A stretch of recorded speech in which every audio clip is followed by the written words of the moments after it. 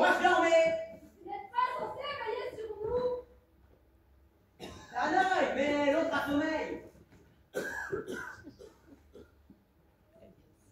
Bah, du coup on est deux, alors. Quoi? Moi, j'ai faim. Il fallait mieux manger tout à l'heure. Bah oui, mais avec tous ces empoisonnements, vous pouvez pas. Maintenant que vous en parlez, je dois bien le dire. J'ai faim moi aussi. Ne pas laisser les autres dormir vous aide à dormir. Ah non, du coup je me sens moins seul. Ah bah super. Vous ne dormirez plus la nuit. Mais je vais aider quelqu'un à sortir moi seul. Ne pas vécu d'escalier pour rien. Pardon si je vous le paye, mais j'ai quand même été interrompu par un bruit fou. Il y a des bruits qui ne connaissent pas alors. Oui, ce n'est pas bête ce que vous dites, parce que quand on y réfléchit, un bruit fou, on n'a même pas le temps de répéter. Sur ces belles paroles, bonne nuit, bonne fin de nuit plutôt, à ceux qui courent.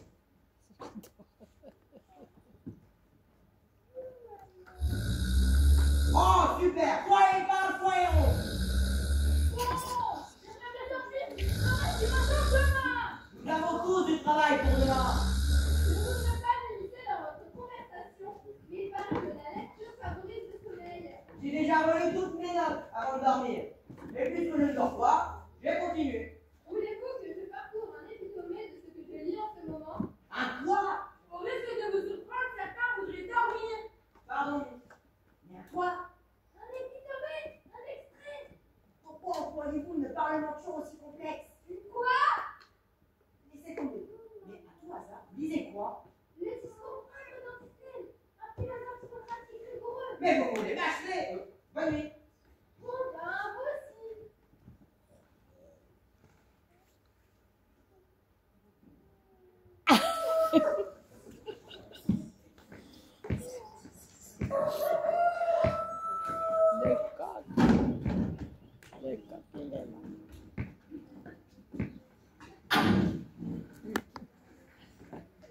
Vous prendrez du café? Ah oui. Vous n'avez pas peur? Oh, passer une certaine heure, ça m'empêche de dormir, mais... Non, mais je voulais dire, vous n'avez pas peur qu'il soit empoisonné, comme le repas d'hier soir? Oh non, je prépare moi-même. Vous l'avez-vous grillé vous-même? Torréfié? Non, pas jusque-là. L'assassin pourrait aller jusque-là. L'assassin serait un torréfacteur. Un torréfacteur. C'est celui qui distribue le courrier ou celui qui combat les coraux? Ni un ni l'autre. C'est le facteur de café. Et le 5, il va en falloir des tonnes. Vous voulez dire des litres? Des tonnes de litres. Bon, en tout cas, le déjeuner va être prêt. Attendez, une minute. Dépêchez-vous, ça va être froid. Mais je pensais qu'il allait seulement être prêt. Ouais, peut-être. Laissez vite prêt. Ça y est, Ah, et qu'est-ce qui ça y est? j'ai pointé toutes mes notes. Ah, on est noté. Et vous me donnez quelle note? L'infini. Ah, vous êtes gentil. Alors, ne vous méprenez pas. C'est juste la note la plus proche du lit. Ah, vous êtes taquin ce matin. Hein. Taquin désir, c'est de dormir. Je ne vais pas fermer le cabinet. Bien sûr, c'est cette affaire qui vous préoccupe. Oui, bon, à part les vaines discussions nocturnes, mais vos, vraiment, enfin, Je ronfle? Moi? oui. Comment pouvez-vous dire ça? C'est bien entendu. Bon, d'accord. Après tout, je vous crois, parce que, à part votre respect, c'est moi qui ai tout fait. Ah, vous parlez du petit déjeuner. L'interrogatoire, tout ça, c'est moi qui ai tout fait et qui parlais le plus. Et pour quel résultat? Pour l'instant, pas grand-chose. Hein. Moi, j'ai tout noté et toute la vérité y est. Ah, bonjour, docteur. Alors, quelles sont vos observations? Mort de fatigue. Maître Pierre, Marie, Jean, Eudes, de la Croix, de l'Enclos, de la Motte seraient morts de fatigue. Non, mort. Le mort est mort, enfin, je veux dire. Le corps est mort, enfin, je veux dire. La victime est morte, toujours avec ce fameux glycoside cardiotonique, digitaline. Ah, le même mode opératoire. Et la victime est injoignable. Pardon. Je voulais dire que son téléphone portable était introuvable. Décidément, j'ai du mal à assimiler. Ah, je me doute. Après tout, c'était un de vos amis. J'ai surtout du mal à me réveiller. C'est trop tôt pour moi, j'irai bien me recoucher. Alors, je crains de vous contrarier, docteur, mais j'aurais besoin de vous. Pourquoi? Vous êtes malade? Non, j'aurais besoin de vous tous. Vous êtes tous sur ma liste des Suspect, n'est-ce pas? Non, non, non, des témoins. Sauf que vous avez quelque chose à vous reprocher. J'ai sommeil et j'ai faim. Voilà tout ce qui occupe mes pensées en ce moment. À cause du criminel qui nous prend en otage et nous empêche de dormir et manger, comment avoir les pensées claires dans ce cas-là? Ah, je problème même ça chez moi, ne vous inquiétez pas. Mais la lumière est ravie de ce qui ressemble maintenant à un amas confus d'obscurité. Comme vous parlez bien, je suis si admirative, limite amoureuse. Amoureuse? Ouais, limite. Encore un mariage en vue. Encore un divorce en vue.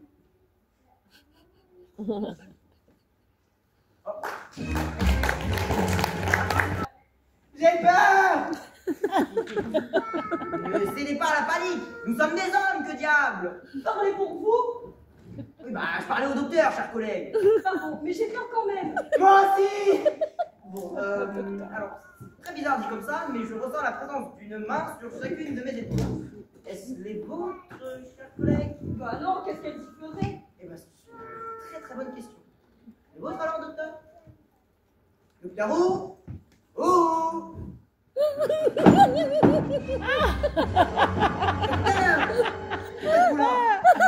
Je n'ai pour ainsi dire pas bougé. Arrêtez, docteur! Pardonnez-moi si je vous aime. Ah! Pardonnez-moi si je vous ai mis dans de beaux draps. Bon. Après cet incident un petit peu...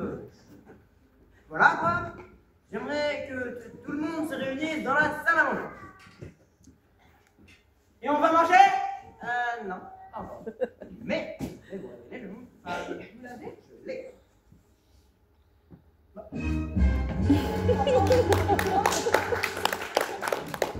Oui.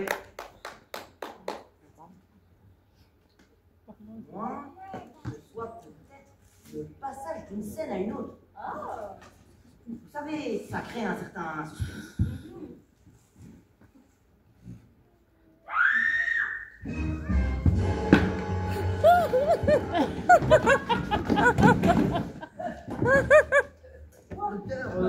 Désolé, j'ai eu encore peur. Et pourquoi vous choisissez tout le temps moi? Vous étiez le plus près. Je suis plus près. Bah... Enfin, il est rien. Bah, pardonnez-moi, dans le noir tout se ressemble. On va finir par prendre des choses. Non, non, non, non, non, non, rien du tout. Oh non, non, non, ça va pas. Mais à propos de ce cri... Ah oui, oui, le cri. Quelqu'un est mort! Ah ouais? Qui?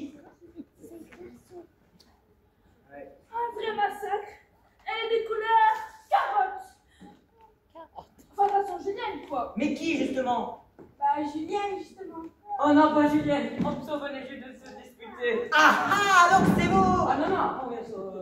Ah ah, donc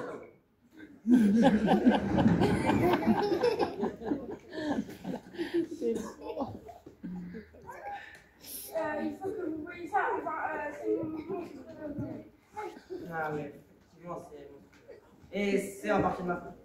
Presque découvert, non, je crois pas. Mais il me manquait un élément pour le coup. Vous l'avez confondu? Oui, avec quelqu'un d'autre. Ah, bah, merci. Bon, vous allez pouvoir réunir tout le monde dans... Allez, dans 15 minutes. Ah, bah, ce sera l'heure du thé, tiens. Ce sera l'heure de vérité.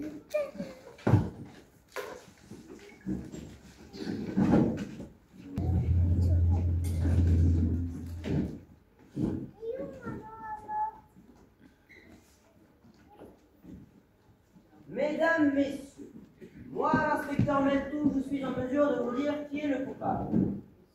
3 meurtres, mais un seul assassin. J'ai 2 hypothèses et une question qui se pose. Qui, parmi vous, aurait le plus intérêt dans l'assassinat des 3 victimes? Carotte. Reprenons depuis le début. Dans l'arrivée de premier, j'ai pu assister aux entrées de chacun d'entre eux. D'abord ma collègue, Christian. Carotte. Bah, quoi? Poirot, c'était déjà pris. Puis l'arrivée du docteur Timothéo, suivi de l'arrivée de notre regretté notaire, pour terminer sur l'entrée de Lord Voldemort accompagné de sa fille, et enfin le petit-fils de Lord Voldemort accompagné de la non-mortalité Julienne, qui, selon le rapport du docteur, a fini comme ça. Carotte. Leur carotte. Leur carotte. Oui, bref, mais sinon, c'est d'abord porté sur La domestique. Moi? Oui, mais je n'ai plus votre nom en tête. Vous m'avez fait peur. Vous avez quelque chose de profil. Mais non, c'est mon nom. Ah oui, c'est vrai. Mais qui était mieux placé que vous pour mettre un poison dans la boisson ou l'alimentation de Lord Vegamore? Je sais pas moi, mais quel serait le modus operandi et surtout quel serait mon mobile? Le mobile qui a disparu de la poche de Lord Vegamore, du notaire et de Julienne. Alors que tout le monde sait ici qu'aucun d'eux ne s'en séparerait jamais. Les téléphones sont si importants qu'on éprouverait le besoin de tuer pour les voler. J'ai donc démontré mes soupçons. Moi? Oui, j'ai pensé comme ma collègue, l'inspectrice. Carole, c'est bon, on a compris. Qui aurait tant besoin d'un téléphone portable qu'un influenceur pour faire cette vidéo? Mais j'en ai déjà un. Exact. Vous aurez pris un risque inutile et absurde qui ne colle pas avec votre personnalité. Voilà pourquoi, après réflexion, j'ai plutôt pensé à un membre direct. Or, qui aurait tout intérêt à hériter au plus vite de Lord Vegamore? La disparition du mobile étant en réalité qu'une diversion, l'essentiel étant le vrai mobile du meurtre. Voilà, pas du bien.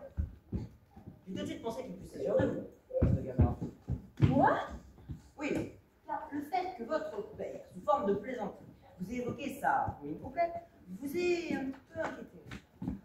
Mais il a reconnu lui-même que, suite à cette blague qu'il a faite sur cette fortune perdue, vous étiez même un peu intéressé. Ce sont ces mots. Mais j'ai connaître à mon père pour le vouloir du mal. Quant à lui en faire, même pas dans l'idée, il faut me croire. Je vous crois, vous n'avez pas le profil du tueur de son fils. Mais j'ai eu des soupçons. Moi? Oui, j'en ai eu à propos de votre petite amie, mais la suite était mariée. Dois tuer mon grand-père, maître machin et Julienne. Si c'est vous qui l'avez fait, alors oui. D'accord. J'adore l'argent de mon grand-père, mais j'aime encore plus mon grand-père. Maître Bidule, je m'en moque, mais Julienne, je l'aime. Alors pourquoi vous faites ça? La clé de cette histoire. Tout le monde ici pourrait l'avoir fait. Tout le monde ici pourrait avoir un mobile. Mais personne ne semble motivé à commettre ces actes. Tout le monde ici en a eu la probabilité et l'opportunité. Mais tout le monde peut aussi le retourner comme argument. Mais pourquoi moi? En fait, cette affaire qui semble toute compliquée est en fait toute simple. Expliquez-vous. Si personne ici ne semble coupable, c'est que personne ici ne l'est. Nous aussi, je vous avais perdu. Excusez-moi, monsieur l'inspecteur. Non. Vous m'avez bien compris. Le coupable, puisqu'il y en a bien un, est ici, dans ce château, tout en n'étant pas dans cette pièce. Pardon? Mais qui reste-t-il à part? Eh oui, les victimes elles-mêmes, la première d'entre elles d'ailleurs. Lord Vegamore? Eh oui, comme le disait un célèbre dramaturge irlandais, le crime comporte son propre châtiment. Souvenez-vous, lorsque l'inspectrice a demandé à Lord Vegamore s'il appréciait la petite amie de son petit-fils, il a fait une espèce de moue avant d'être interrompu par l'entrée de mademoiselle l'influenceuse. Qu'aurait-il dit sans cette nouvelle et dernière entrée? Quand on ne l'apprécie pas tellement. Vous voyez dans un mauvais œil l'union mal assortie de cette évasion. Ça ne s'arrête pas là. Lord Vegamore n'avait également pas apprécié l'attitude arrogante et provocatrice de maître Pierre. Dans eux, de la croix, l'eau de la mort. Pervers. Décidément. Pourtant, l'attitude du notaire avait changé entre-temps. Mais il n'a pas pu s'en rendre compte, car il a été empoisonné avant le notaire. Voir, non. Mais où toutes ces spéculations numériques? Les spéculations ne me passent pas, sauf quand c'est trempé dans le... Par exemple, des spéculations. Spéculation. Non, des faits. Rien que des faits. Tout est noté, tout est là. Je peux vous assurer que le coupable de cette sordide comédie est Lord Vegamore lui-même.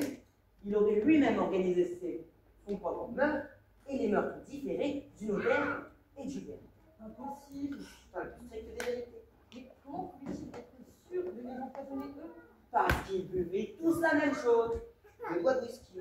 C'est donc par là que toute cette tragédie est arrivée, par simple vengeance sociale anticipée. Et par le whisky.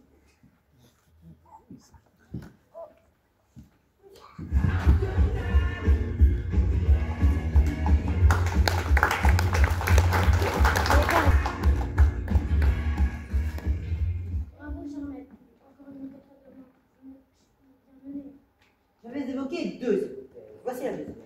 S'il y a l'ombre d'un crime et pas l'ombre d'un assassin, c'est peut-être parce qu'il n'y a pas l'ombre d'un crime. Ça ne fait que l'ombre d'un crime. Parce que ce vieux renard de l'ordre de gamin m'avait déjà fait le coup au collège et au lycée. C'est quoi ce bazar? Vous étiez tous au courant? Oui. Non, pas moi. C'est pas difficile. Même vous, l'enfant, je suis pas plus gentille en fait. Nous, je suis la femme de Julien. Sa femme. Et vous, vous êtes qui? Et vous, la créatrice, vous êtes qui? Ah, c'est moi. Et vous, du coup, vous êtes qui? Moi, le domestique. Et vous, du coup, la domestique, vous qui parlez si bien avec des formules en latin, vous êtes qui? Moi, la notaire. C'est vous? Mais oui, Maître Marie-Pierre de la Croix de l'Enclos de la Motte, c'est moi. Je sais, j'en ai peut-être un peu trop fait avec les formules en latin. J'ai failli me griller dès le début. Et vous, du coup, le notaire, faussement mort, vous êtes qui?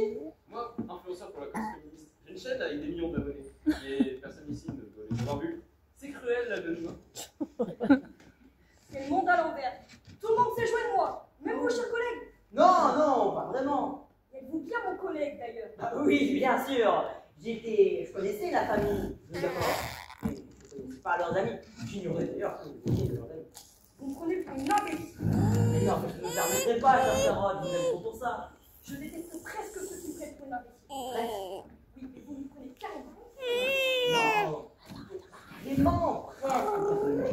Presque carrément, c'est déjà presque. Ah oui, carrément. Et vous avez dit quoi là tout récemment? Oh, j'ai dû dire presque ou carrément, mais presque ou carrément. Non, vous avez dit je vous apprends pour ça, je me trompe. Oui. Vous aussi. Pourquoi vous aussi? Si vous aussi, c'est que moi aussi. Et votre mari, Nico? Il n'y a jamais eu de mari et je m'appelle pas Carotte. Ah oui, mon nom de famille, c'est celui que vous avez toujours connu. Navet, Carole Navet. Finalement, je préfère Carotte. Et vous êtes joué, toi? Oui, bon, j'ai inventé cette histoire de mariage pour savoir ce que ça vous ferait de faire marier. Waouh! Oh, quelle chaleur dans le cou.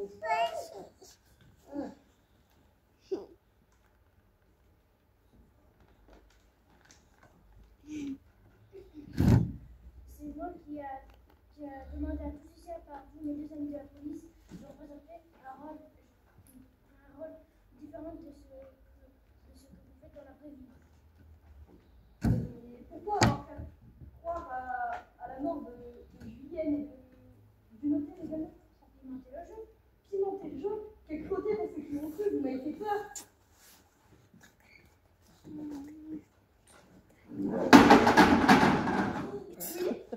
Non, toujours pas, et en plus c'est même pas vous la domestique. Ah, si. Domestique.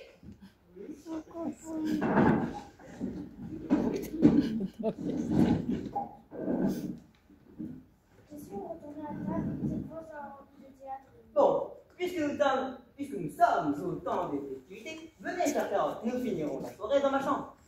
Enfin, je veux dire, nous finirons tous la soirée dans ma chambre. Ou plutôt dans ma cellule. Ça va bouillonner dans ma cellule grecque. Bravo, bravo.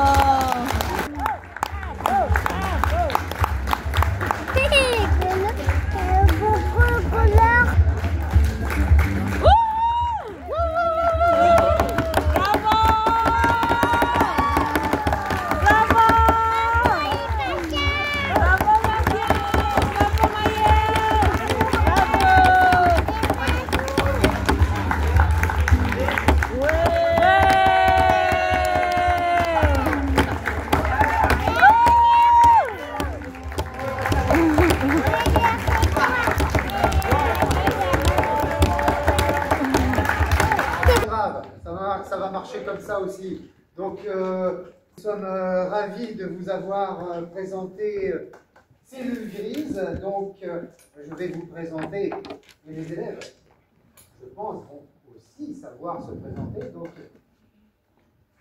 Aylan. Bravo.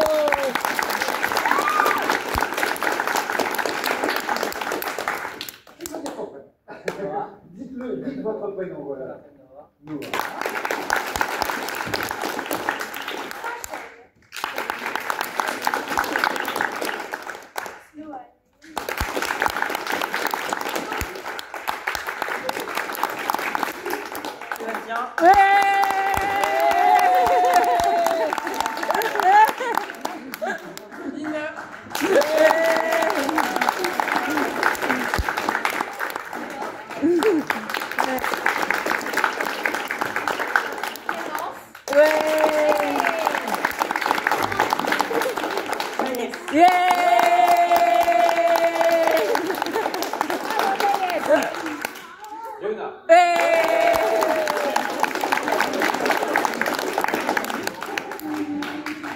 Voilà, donc, nous remercions, enfin, déjà je vous remercie, vous tous, d'avoir vraiment joué le jeu, d'avoir mis tout ce rythme, toute cette pêche, toute cette énergie dans cette pièce. Je pense qu'on a ressenti vraiment votre enthousiasme.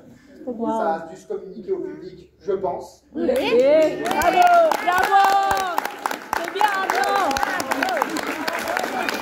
C'est bon spectacle. Je vous remercie, public, parce que vous êtes, c'est grâce à vous aussi qu'il y a spectacle, parce que vous êtes là. Donc, nous vous applaudissons aussi.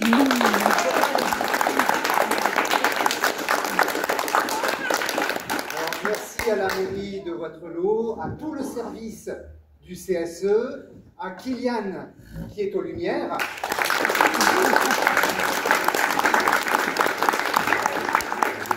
Merci à tous les amis et élèves de l'atelier théâtre adulte qui vous ont accueillis au bar, donc à l'accueil à la billetterie. Merci aussi à la présidente de l'association, si elle veut bien venir. Voilà.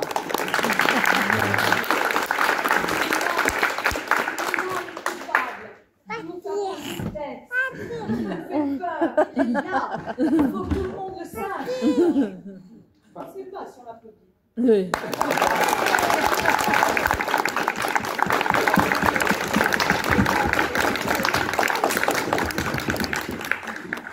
Alors, je ne sais pas si j'ai oublié quelque chose. Je ne voudrais surtout pas oublier quelqu'un.